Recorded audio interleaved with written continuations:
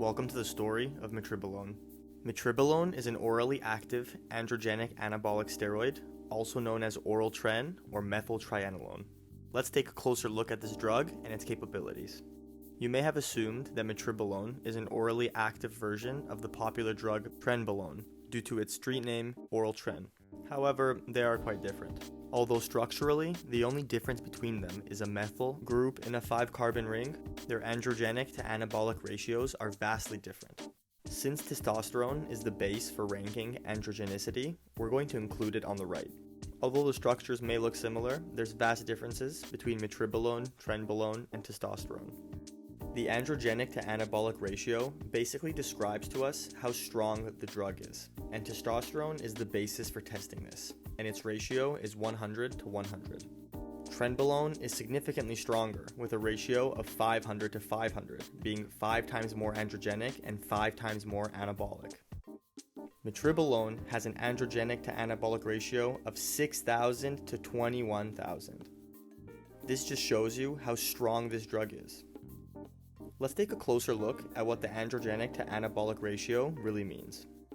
The androgenic to anabolic ratio compares the level of male secondary sex characteristics that the drug induces compared to the level of muscle growth or anabolism.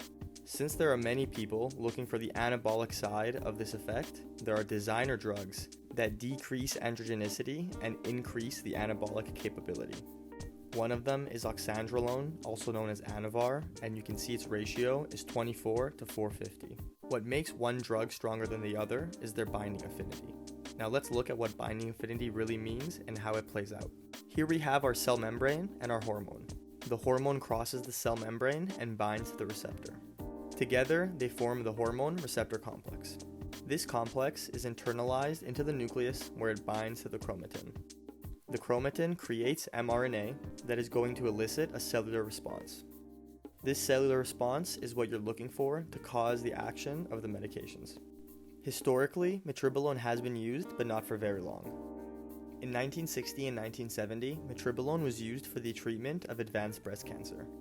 But due to severe hepatotoxicity, its use was discontinued and the drug was abandoned.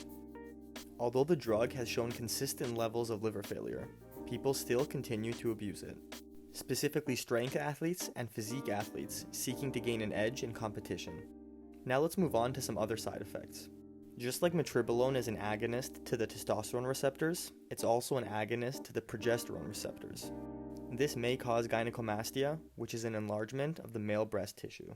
Remember, this is not fat. This is ductules and lobules, which is only able to be removed by surgery. It also binds to mineralocorticoid receptors, which decrease the expression of aldosterone. This gives the perception of dryness of the muscles and dehydration. If you want to avoid side effects for yourself, check out our software, Polypharm Solutions. Here, you can quickly and easily conduct drug interaction scans, choose the best medications for your needs, and access tools for optimal dosing. Metribolone is processed by the liver, just like all orally active steroids, and it is extremely hepatotoxic. It can and will cause liver failure, and it should be avoided at all costs. That's all for today. Thank you for watching our video. If you want to see more topics like this, drop a comment and tell us what specifically. Please like and follow our channel for new videos every week.